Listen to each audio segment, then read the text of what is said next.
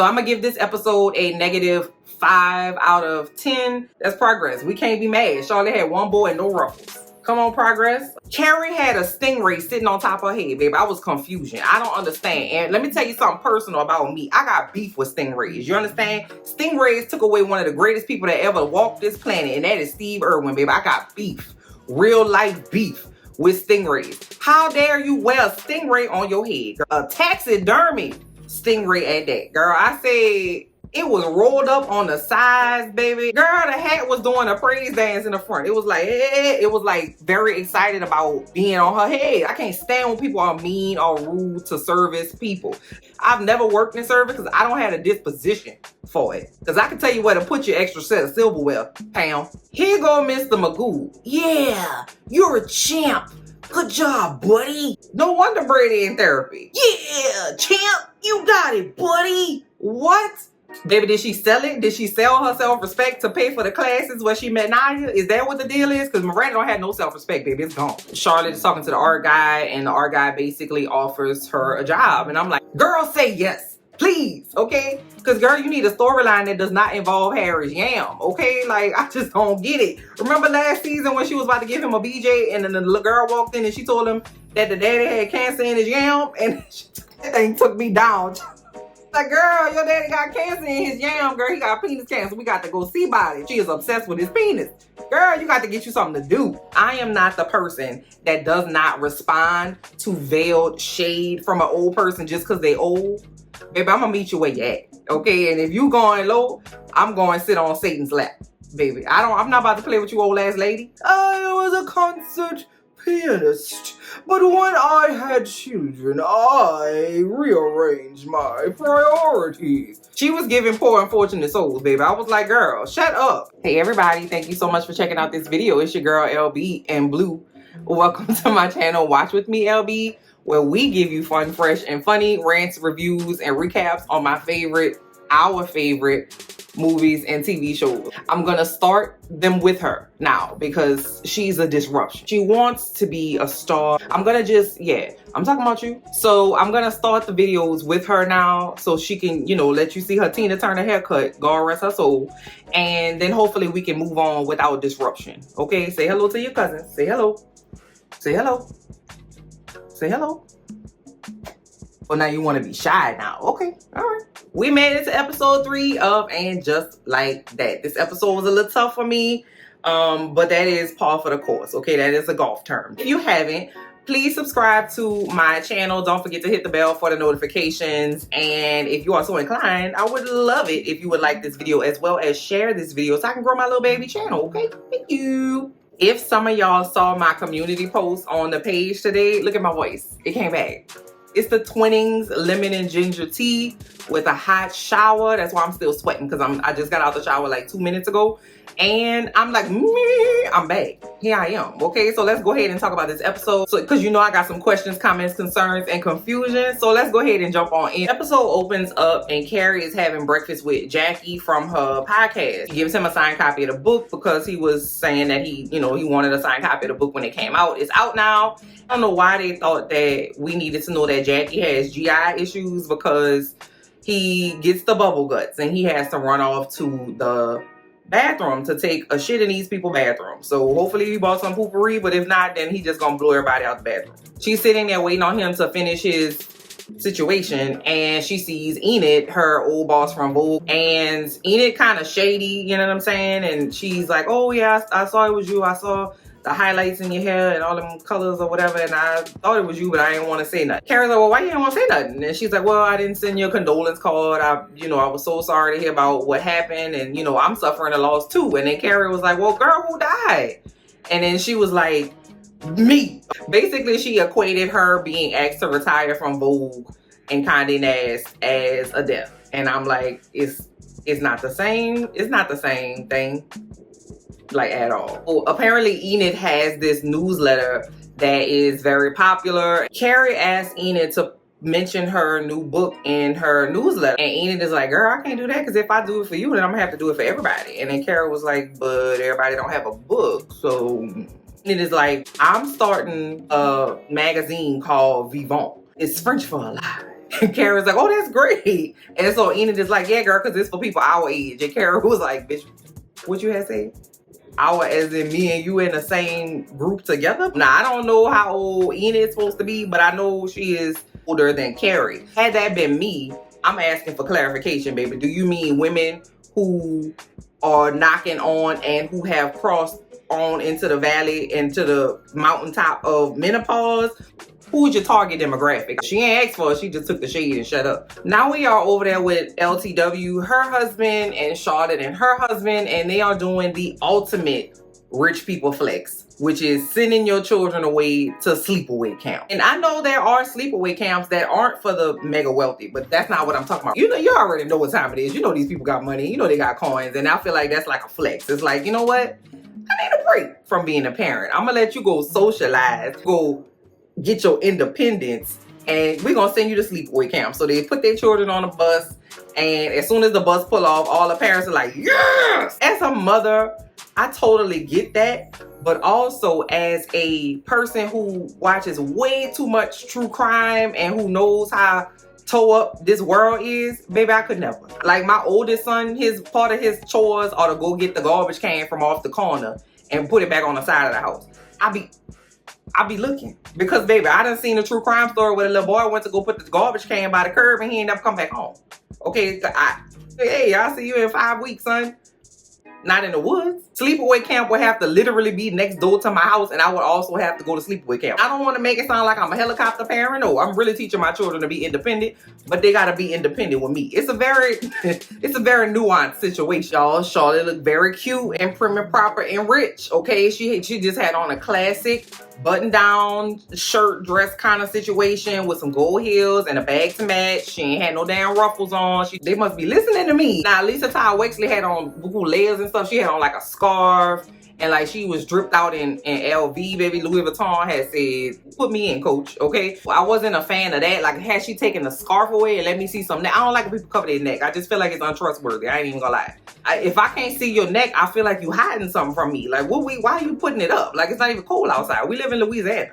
It don't ever get cold outside enough for no damn turtleneck, but okay, anyway. And LTW and her husband are talking about their 20th anniversary party, right? And so LTW's like, listen, I invited my daddy. Everybody relax. I know my daddy and your mama don't get along, but I want them at this party. And I'm like, girl, I can't wait to see who your daddy is. So our contractual obligation to see Miranda and her whole storyline continues. And we see Miranda sleeping on the couch as well. She should. And we hear some banging, some pounding. And I immediately got frustrated. I need to definitely take a chill pill when it comes to reacting to things before I know what it is when I watch this show, because I thought that Brady was home and he had found somebody new to disrespect his mama with. It wasn't. That wasn't it. It was Steve, okay? Steve is upstairs doing a punching bag. Got your shirt off, my buddy? I said, okay. I was feeling hopeful, y'all. Steve was looking like he was in the gym, you heard me? You know, kicking the high fructose corn syrup to the curb. Maybe they switching it up. Maybe they heard what I was asking them to do and just let Steve be normal and not Mr. Magoo, right? Okay, at least at minimum, it's not Brady being disrespectful, because I was going to come through the screen. So Miranda goes to knock on Brady's door and she's like, hey, we got to be there at 1. So he turns over and has some headphones on. She was like, do those headphones work? And he was like, obviously not if I can hear you. Wait a minute. Let me just understand. You call me crying in a foreign country. I paid for you to bring your raggedy self home, and you talking spicy to me? You know what? I will take, well, wait a minute now. I was about to say I would take Miranda and Che over Brady. I don't know if I could go that far. I would take Charlotte ruffles and bows over Brady. And y'all know how much them ruffles and bows be bothering my spirit. Charlotte could look like one of Shelby's bridesmaids in Steel Magnolia, baby. I would rather see that than to see Brady. I don't give a damn if you in a bad space. You gonna be respectful now.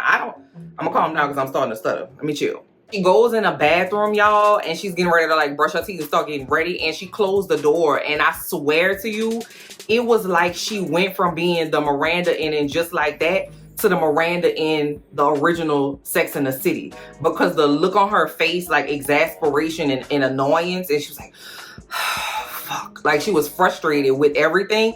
That's the Miranda I'm talking about. Miranda was cynical and aggravated at everything and everybody all the time, and always had a smart ass comeback for every single thing. But as soon as I noticed it, Che texts her, and instead of just picking up the phone like a normal person, she sees that Che texts her and she goes, it's like she was waiting with bated breath for Che trash ass to text her. As your spine, stand up, face your front, get a backbone. What's going on, girl? You too old, sis, to be acting like a teenager. She acting like Sandy from Greece if Sandy had technology. What the hell? And y'all, the very next scene is Seema and Carrie getting coffee. Now, from the neck down, Carrie looked like old money, baby. No bright colors. She ain't have like a damn bralette on her head or nothing wild and shit like she used to be doing. Remember when Carrie wore 2 different color shoes when she was going somewhere one time? Nah, we wasn't on that. But from the neck up, baby,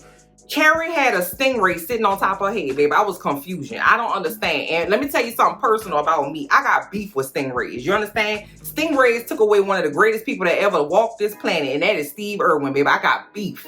Real life beef with stingrays. How dare you wear a stingray on your head? A taxidermy stingray at that. Girl, I said it was rolled up on the sides, baby. That thing sent me over the edge, child. A stingray. Girl, I was like, what? Girl, the hat was doing a praise dance in the front. It was like, it was like very excited about being on her head. You couldn't put it to the side because then you can't pass on the sidewalk because you're going to be scratching people's corneas as you walk down the street. It's going to just be poking people as you walk, okay? I just don't understand. There's no way you could like spin it around because then you're going to look like Jack Sparrow, okay? I was like, it's giving pirate. It's giving aquatic. You tell me what you thought about this hat, baby, because I was like, listen, don't put no stingray in my face without no trigger warning, okay? Because I got beef.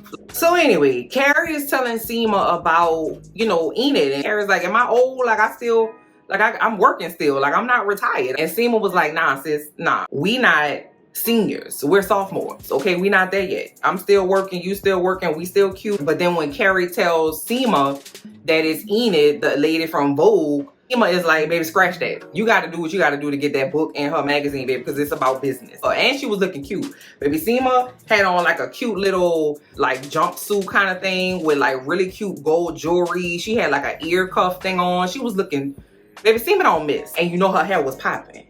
Carrie gets a text from an unknown number, and the number is like, yeah, little birdie told me to give you my number, and he sends a picture, and his name's Marlon Schaefer, okay? So just put a little pin right there. His name is Marlon, which I don't approve of. My bad to the Marlon community, but I just know a dude named Marlon, and he was a piece of shit, boy, and so he just gave all the Marlons in the world a bad reputation. So I want to apologize in advance for what I'm about to say, because I'm about to talk about Charlotte and Harry. So y'all, we get over there by Charlotte and Harry, and they are knocking boots in the bed, okay? And so they talking to each other, and Harry's like, oh, you're so fucking hot. And Charlotte is like, oh no, you so fucking hot.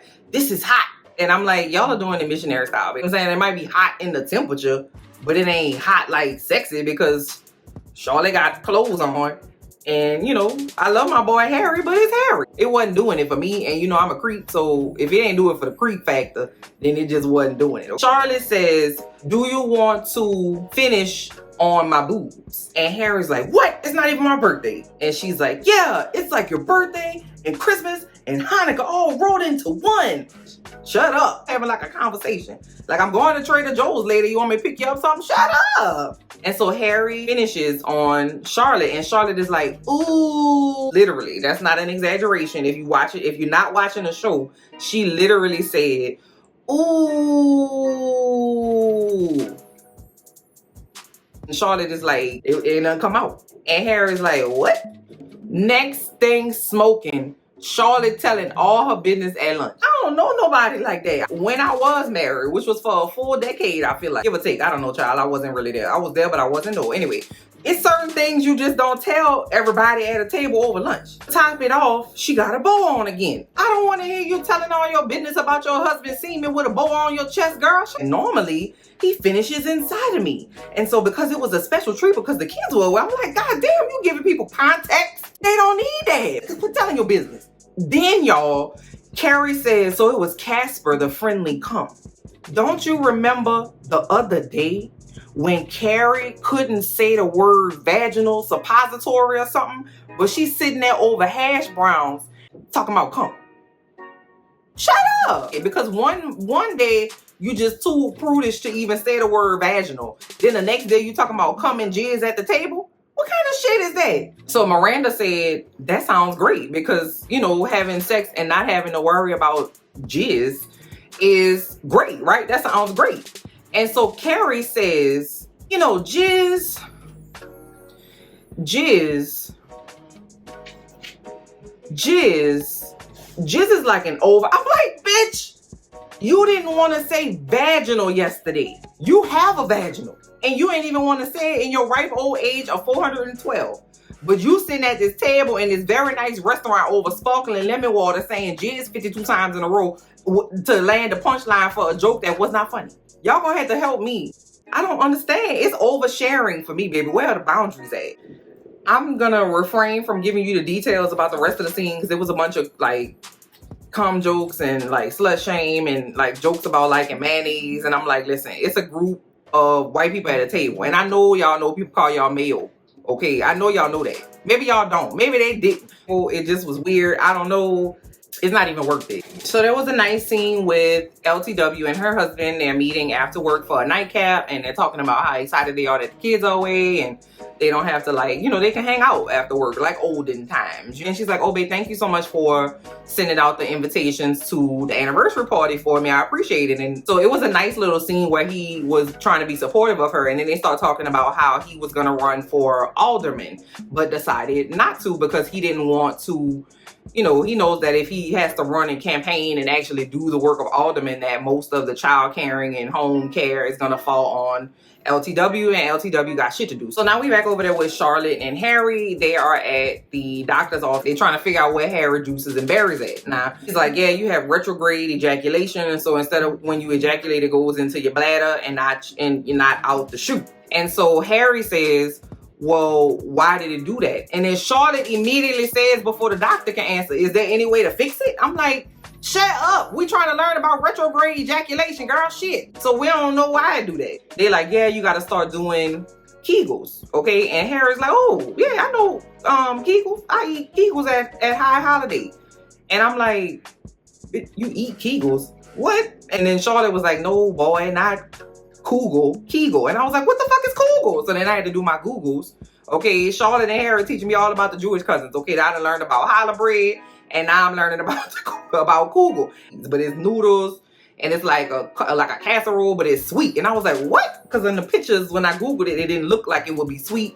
But people was like, I got a kugel recipe. My kugel is fire. My grandma used to make kugel every day for whatever. And kugel in Yiddish is this. I was like, okay, Jewish cousins, y'all done told me, child, because I was like, how you eat a kegel? I did not know that men needed to do kegels or that it was like doing something for men. But then Charlotte turned into a foot drill sergeant. So she got Harry on the floor at the house. They back at the house and she puts her hand in the man's tank like 1 and 2 and 3 and get it and 1. I was like, what the? Now we are at family therapy with Brady, Miranda, and Mr. Magoo is back.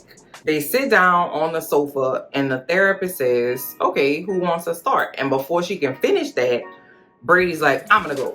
So he's like, yeah, you know, it's been 3 weeks since I broke up with the girl and, you know, I'm over it. Here go Mr. Magoo. Yeah, you're a champ. Good job, buddy. No wonder Brady in therapy. Yeah, champ. Yeah, champ. You got it, buddy. What?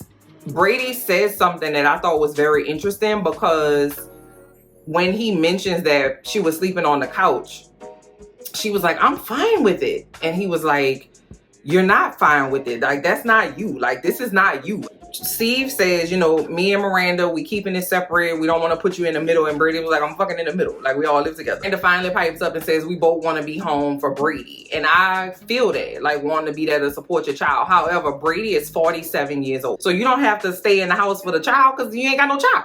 You got a grown-ass man.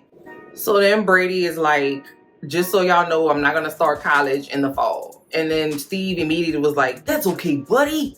Whatever you need. And then Miranda was sitting there and she ain't saying nothing. Okay, the attorney, all right, the one that was just getting a PhD in civil rights and historical global context or whatever the hell.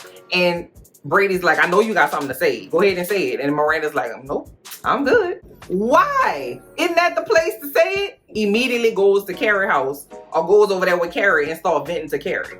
What the hell? You ain't need to pay the copay for that.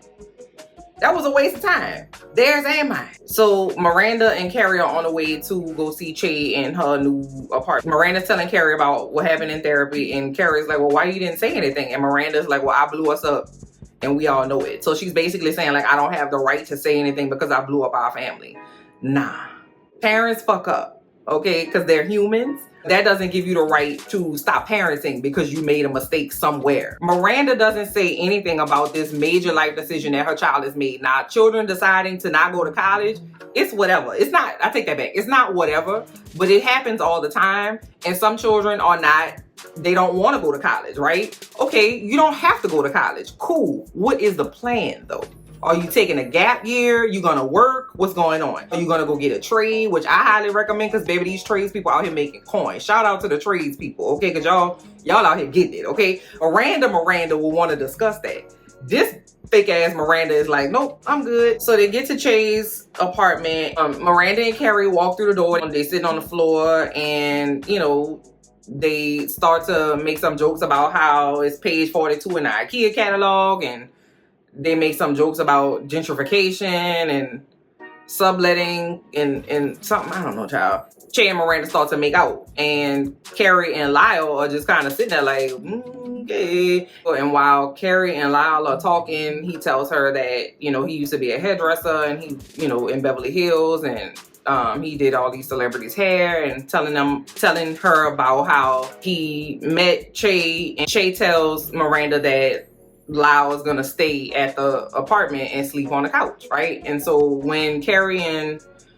Lyle sit on the couch breaks, which I'm like, y'all, this show is tearing these brands up, baby. First it was Peloton, then they took it to Android, now they on IKEA's ass. And I'm like, do y'all ever want any brand sponsorships again? So now we are with LTW and her husband at their anniversary party, and I really like the dress that LTW had on, baby. Her titties was tittying, you hear me? Like the cleavage was cleavaging, okay? She looked so stinking pretty. So they're at the restaurant, and it's really, really pretty. People are starting to arrive. There are a few people, and Charlotte and Harry come. Charlotte doesn't have a bow on, and she doesn't have a ruffle. She has a pale pink like cake dress on, and it's very classic. It's very what Charlotte would normally wear. I'm not mad at it, okay? The art person comes in, Mark, what's his name? Mark Kasabian? The art Kasabian person. My man thought he was gonna be late. He thought he was gonna slide in, have a drink, show his face, do a lap, and then leave out, right? But it's a little sparse. And the party was supposed to start at 7:30. It's maybe like knocking on 8 o'clock,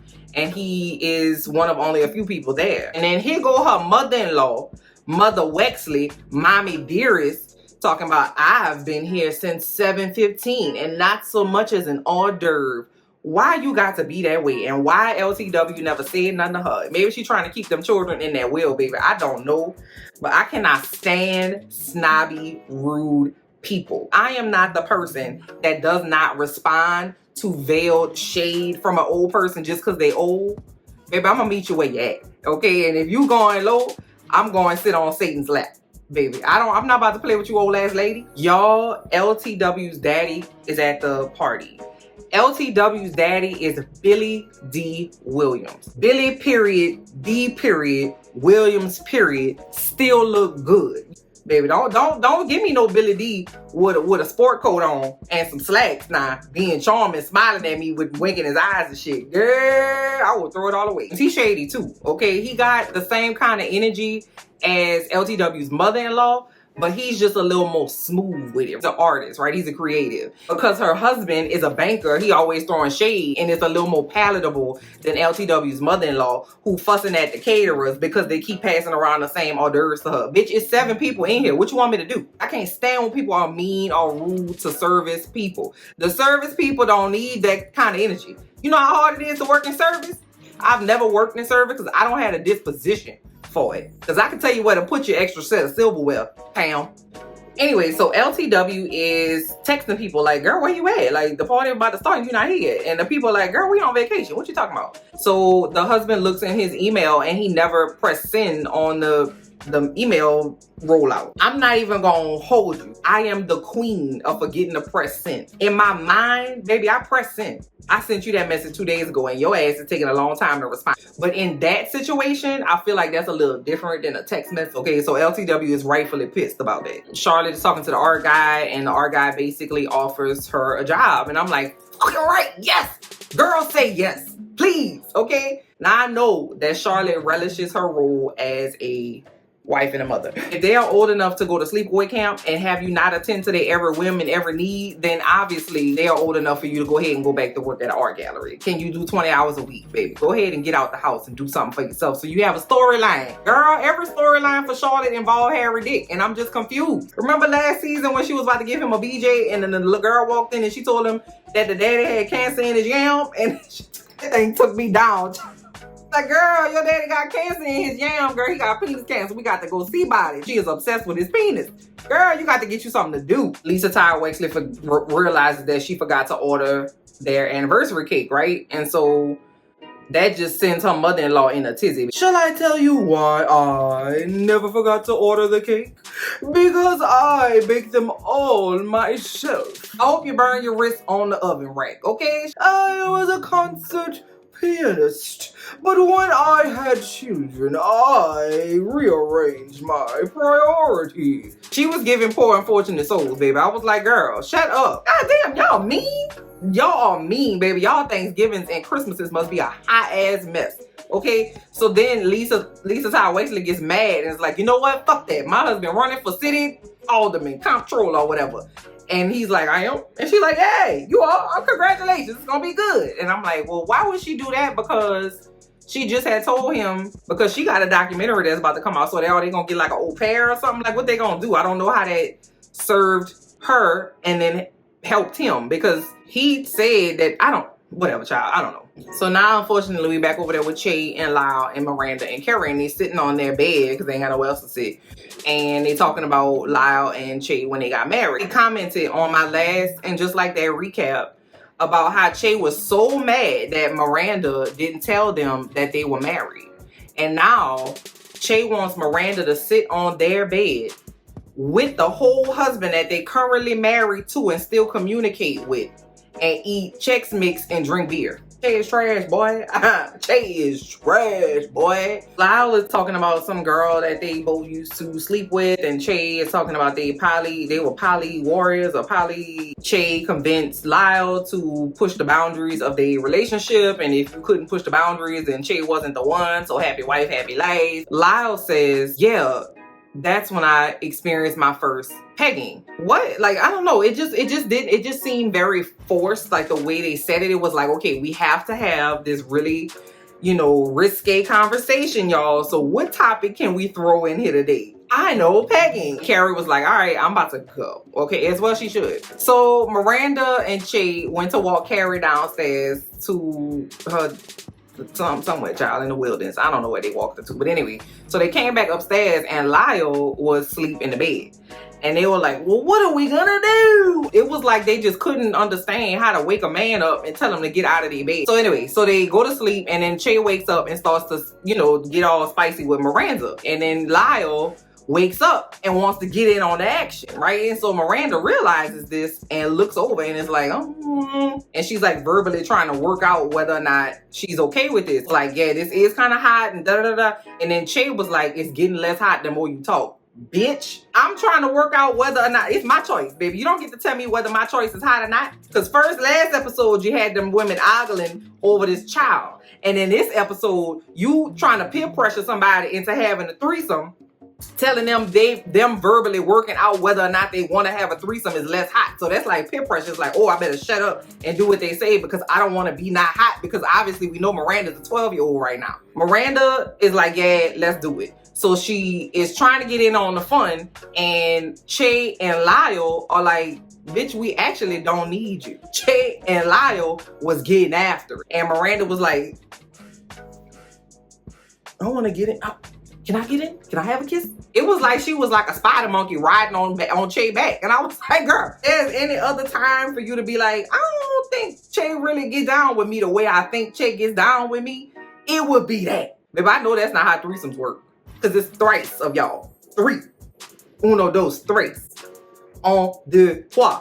Baby, did she sell it? Did she sell her self-respect to pay for the classes where she met Naya? Is that what the deal is? Because Miranda don't have no self-respect, baby. It's gone. Then she end up getting a Charlie horse. Ow, ow, ow. And she gets out the bed hobbling around. And she's like, y'all do what y'all do. I'm going to go ahead and go. I got to get... Miranda goes to sleep on a busted sofa. And I'm talking about as soon as she put her ass on that sofa, Che came out with a pillow. Miranda was like, well, I told you could have kept going. I'm okay with it. And then Che was like, but I missed you. No, you didn't. Because if you missed her, you would have been in there sleeping with her. Ending it off with Carrie going to this is just, you know, a high-end AARP meeting. Enid invited them all because they are all rich and she wants them all to invest in her, like, startup for her Vivant, right? And so Carrie is feeling uncomfortable about being there and she doesn't want to be photographed with any of the women because they're older. It wasn't shady the way that Carrie was talking about these women. She was talking about the fact that they were older than her. I don't know, it felt a little off to me because this show